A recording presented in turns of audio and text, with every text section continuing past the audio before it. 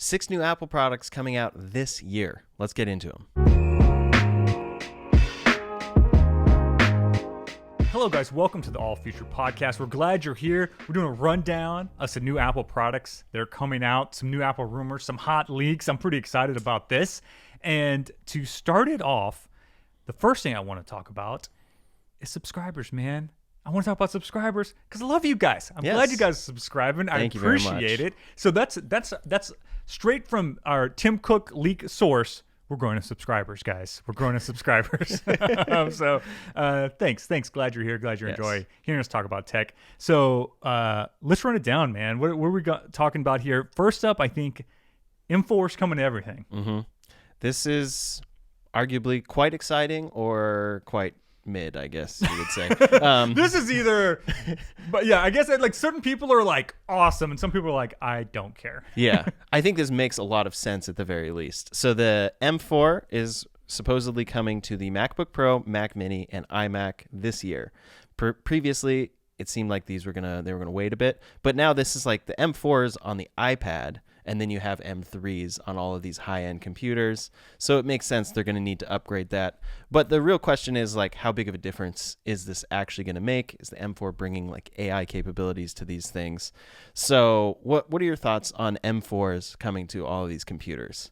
I mean, Apple is just going to, like you alluded to with the iPad thing, just keeping up with the upgrade cycle. Mm-hmm. Here's what I'll say, man. I think for 90% of people, if you got an M1, you're good, man. That's how I feel as well. Yeah, like you're good. I just loaned my 13-inch M1 MacBook Pro to someone, and it's like game-changing for them. Oh, yeah. If you're coming from an Intel world, yeah, you're like, whoa, what is happening? And we've been used to it now over these years now that they've been on the M-series chips. Yeah, like it's so good and so optimized for everything that most people do at this point. Now, what's some stuff on the horizon? I don't know. Maybe for some kind of AI stuff, you're going to need something better. We know Apple Intelligence will run on M1s. Or that's their threshold or whatever. You need at least an M1 chip to do Apple Intelligence. Maybe as those kind of progress, we're doing more local LLMs, you'll need some higher processing stuff. Maybe as more people are doing kind of generative AI on device. So I mean, in this case, like image generative AI, whether it's for video or still images, need a little more processor there.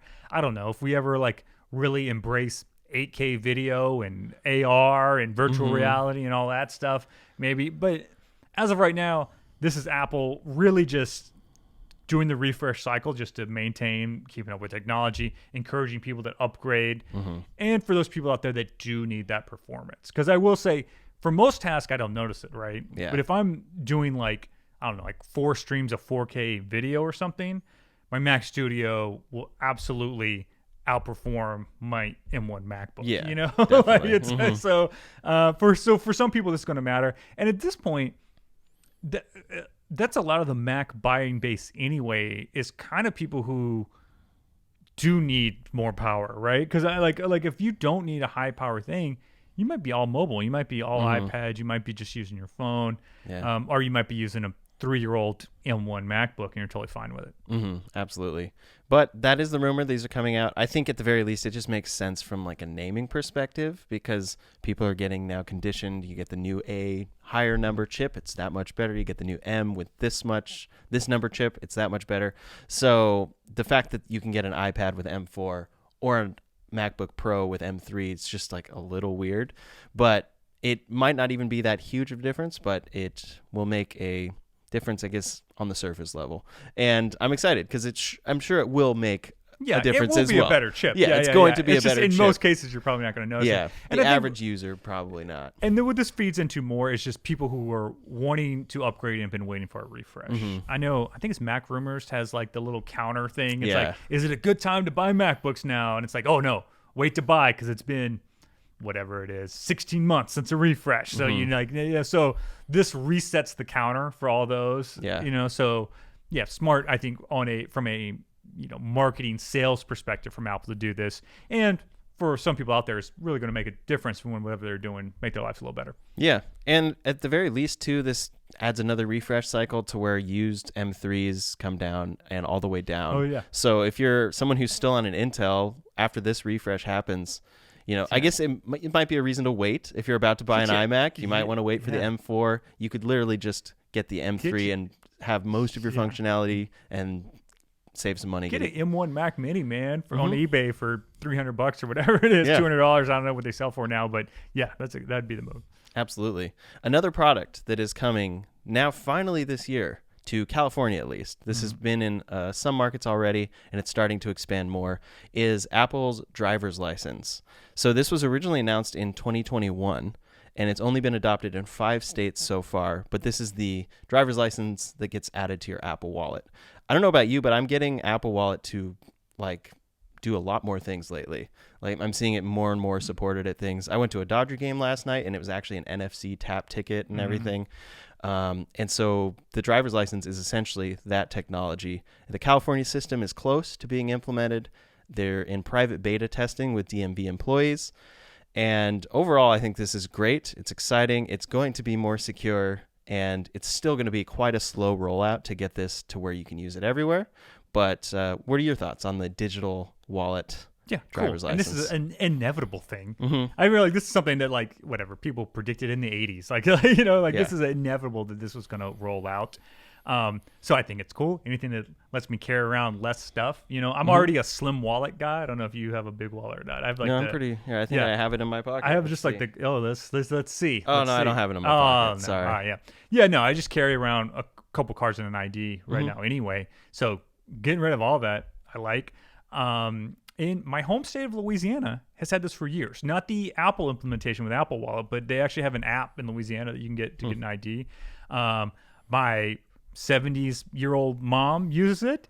I literally just texted her before we started rolling. I was like, "Hey, Mom, do you like this thing? Was it easy to set up?" She's like, "It was easy to set up. I love it. I never have to look for my purse to do things." She's like, "I use it at the airport, at the liquor store, and when that crooked cop pulled me over for going 50 in a 45 one time." I was like, "Cool, Bob, that's great." So I feel like if my mom in her 70s in deep rural Louisiana can figure it out and use it and enjoy it, I think it's going to get pretty good adoption. And why IDs are dumb. It's why are we carrying this around when it can easily be digital?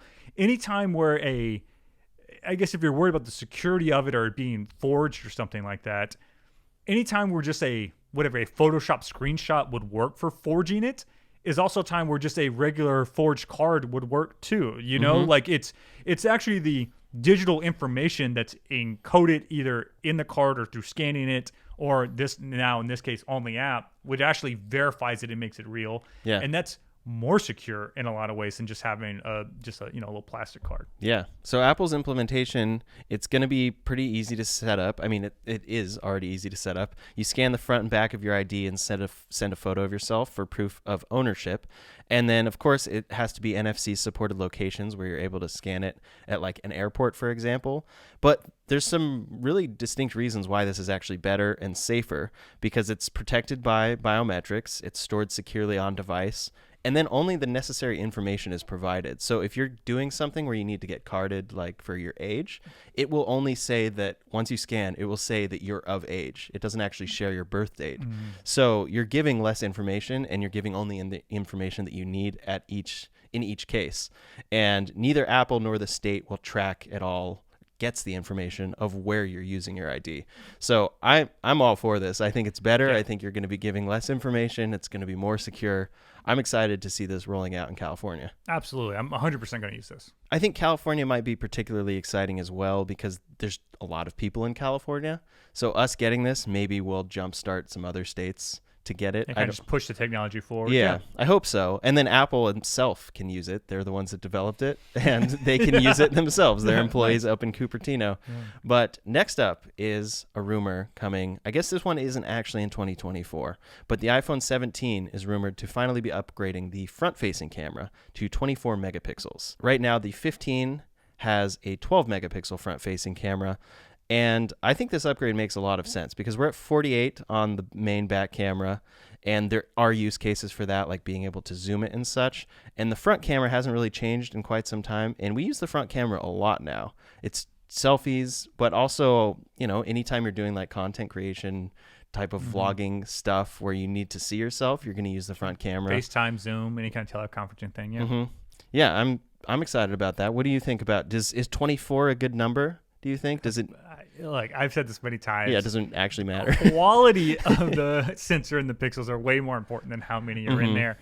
You know, if you look at the massive improvements they've made to the front-facing camera in recent years, have been really more about it having better low light. You remember, like the first front-facing camera, like I think 4, I believe, was garbage, right? Like it was just just terrible. So cool if they can use having higher megapixels to make better quality images. Yeah, this is great. It's going to be great for everyone. Yeah, and people use the front-facing camera constantly, maybe more than the back camera. Yeah, Like I'm thinking like during like my average kind of week, what am I using more? It might be the front-facing camera. It's very nice, and you can even if you're just taking something, it's because it's a monitor for you. In certain angles and certain photos that you're taking, it's just great. You know, when my cat's laying there and I need to scooch down and get a photo of their face, you know, I'm going to use the front-facing camera. Got to make sure everything looks great. Yeah, exactly. But coming up before the iPhone 17 is the 16, and we've now gotten dummy units of the colors for the 16 and 16 Pro, although these photos are likely just the 16 because these are all the like fancy colors. And did you see these colors? I did see them. What do you think about them? Cool. Whatever. I'm gonna get a Pro anyway, so it's not like I'm like super looking at these colors. Yeah. I think that green looks pretty nice to me. I like that green a lot. I feel like that blue is more saturated than Apple would do. It reminds me of. Do you remember the iPhone C? That's the kind of that level of saturation on a base primary color is kind of what they did. So that's what it looks like a lot to me. It almost looks like that plasticky iPhone C feel even. Yeah. Which, maybe they'll go for it. It stands out from previous years. And the other thing that does stand out as well is the vertically aligned cameras and the flash outside of the camera bump. Yeah. So things that they rumored changed because they knew that Vision Pro was going to be such a hit. They had to have better AI picture taking capability. Oh, have the mighty have fallen. The hubris of man again. And then they made this change for no reason. Looks cool, though. I like it. Absolutely. Next up is a rumor of something that's not coming, and that is foldable iPad. You're shocked. Play the tape. Go back to me saying this stuff isn't happening, man. Like, come on. Like, how many years is this going to, like, hit the kind of Apple media? And guys, I'm self-aware. I'm aware that we are talking about this, so we're helping to perpetuate to keep this rumor alive. I will say what I've been saying. Without a bigger breakthroughs on certain technologies, those technologies namely being screen technology and display technology, I don't see Apple releasing a consumer foldable product anytime in the next 3, 4, 5 years even, right? Yeah. Like, it's just the technology is not there to make it look good. And the durability factor is always going to be there. Always going to be there. I will say the iPad maybe makes a little more sense because you probably would open it less than your phone. Like, you think you check your phone a lot. Yeah, it's not just an all the time. Yeah, flip. Exactly. It's a lot more wear on the hinge on a phone than on an iPad. But I'm trying to think of, like, is who's asking for this? Like, who's really like, oh, like, I've got an iPad mini now. I wish I could open it bigger. It's just, those people probably have bigger iPads. Like, if you want, I don't know. I just don't see where this really lands. Yeah. And again, unless they can do something very cool with some kind of cool display tech that no one else is using, I just don't see it happening anytime soon. And so the rumors were that this was going to come sometime in 2025, and it was going to be a 20.3-inch display. So now that's pushed. Get the hell out of here! Yeah, 20 that's so display. big. Like, what is that? Like, what is that? That's crazy. That would be the largest portable thing that Apple makes for sure. It strains the word portable because like, what does that even mean? How would that? What is the use case for that? Yeah. Right. I can at least see kind of I've got an iPad mini. And I want to open it up. Like, it fits in my bag better, small, fold it, open it up, get a full-size iPad. Okay. This is like full-size, cool. too. Like, if you're opening to 20 inches, are you only having one fold in there? Or is it, like, origamiing out, right? Because at one fold, my mat's a little rusty. But I'm pretty sure 10 inches is, like, the half point on it even, right? So, essentially, you're folding it into a full-size iPad size. And then what does that aspect ratio look like when Yeah. you're opening it? Like, this just seems wild. Yeah, or it seems like if they did it right, it'd be so expensive. And then I think, look, and I do have the bigger iPad size. My first Mhm. year getting the bigger iPad size, 13-inch, or 12, whatever it is. But I love it. But what I love it for is I do a lot of digital art stuff. Mhm. So I like that bigger screen, and I'm working on it. How is this hinge going to work? Yeah. Right? I think about that. Like, does it fold and lock and feel solid that I can, like, sit there on my couch and still do stuff on this bigger display? Yeah. Or is it, like, kind of, it's going to feel a little wobbly, right? Like, I don't know. I love the sci-fi version of this. Yeah. I am into the concept of it. I just don't see the technology being there anytime soon. Yeah, but I hope Apple's watching this and they're going to prove us wrong. Dude, I'd love it. I'd Yeah. love it, man. Come up with like some nuts. I'll be the first sucker to buy it. So. Yeah, but this will come as a severe shock to you. The reason it's delayed is due to display durability issues. Oh, surprise. Yeah. What are you guys like, what? And of course. Yeah, now it says it's pushed into 2026 for production, mass production. To me, this sounds a lot like the Apple Car's timeline. I was following that. I was like on board. You were ready to pre-order that Apple I was car. going to pre that, yes, Well, day you, one. You do have the EV channel, so that makes sense. But But yeah, this sounds like exactly that. It's like, oh, wow, they're working on it, but it's coming in 2023. Oh, that's pushed to 24, 25. Oh, it's canceled. I'll tell you what it reminds me of, maybe a different, more direct comparison, the Apple TV set. Like the actual Apple TV set, which was I remember that. so heavily rumored. So much so that like tech journalists were like, I'll quit journalism if this thing doesn't. It wasn't that extreme, but like a lot of big guys like Walt Mossberg, all these kind of like old school like tech journalist kind of people were like sure that it was going to come out. Yeah. And I'm sure that Apple had a lot of prototypes of it, and we're like, what is this thing doing for us? Right? Yeah. Like, is this thing going to make us money? And I'll tell you what Apple probably is right now. They are incredibly gun shy after the Vision Pro, right? Of introducing something that's not really going to move units and it's not really going to excite people. I bet there's a lot of soul searching in Apple about what's on the kind of the vision board, in Tim Cook's office, and they're like, ugh, like that foldable thing. Do people really want that? Like, I mean, you look at other things that have burned Apple iPhone Mini, right? That so many people asked for so long, Yeah. and then sell so few units they discontinue the line, right? So yeah, I guess we'll see. If it comes out and it's awesome, whatever. I've been wrong about a lot of things in my life. I'll be wrong about this too, but but I don't think it's happening. Yeah. If you have a use case, though, for this 20-inch foldable, let us know in the comments because I'm very curious. I got plenty of use cases. Hang gliding. It's just crazy. Yeah. On the complete other side, because that would likely be extremely expensive and large. On the complete other side of things, we have a very much consumer product that is rumored here. And that's a rumor that Apple is working on an Apple Watch SE that is plastic and comes in many different colors geared towards kids. Oh yeah. So right now, the Apple Watch colors, there's not much excitement there, nothing cool or nothing like saturated, I guess. Fun. Yeah, nothing fun. And so the idea here is they would gear an Apple Watch that's cheaper towards kids. And at first, I don't know, first saying that, it sounds a little weird, like an Apple Watch for a kid. Does a kid need an Apple Watch, like with this connectivity? But actually, I don't really see how that's much worse than a phone and could actually be better in some cases. Dude, I love this idea. Yeah. I think this idea is going to be incredibly popular, especially if, and I guess it depends on how they implement it all, right? But if you maybe have a version of it that works on Wi-Fi networks, right, and doesn't really make calls or anything, or so you could limit the functionality. Yeah. Right, so it can just do texting and all this kind of stuff. You could do a lot of interesting things with it. Got to contract the kids, right? Don't lose them because it's on their wrist, right? Me and you don't have kids, so we don't have to deal with this. But look, the second some kid in 5th grade shows up with his bright red Apple Watch, every kid is going to be begging their mom for that, right? Like think back to those kind of elementary, middle school, early high school years.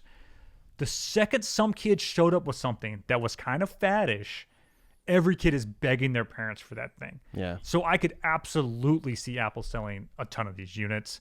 I think it would immediately become like a style thing for kids. I could see them selling a ton of watch bands to go with it. Like there's so much, like kids love this kind of stuff, right? They love to accessorize and follow the marketing campaigns and all that. I can see it being very popular with kids. And I think it's a practical use for a parent too. Yeah, I definitely think ideally, if you're a kid at this point, you're hopefully not just like all the time on your phone. And I know kids with like fairly little kids that have a phone because they need a phone to contact and everything, but it ends up being in their backpack or something. Well, I'll tell you something to support this a little bit. I know a lot of school districts are banning phones. LA Unified School District just banned phones. So like no kids can have phones at all. So if watch solves that problem. I don't have a phone. Yeah. I got a watch. Yeah. So then your parent can still look and be like, okay, they're at school.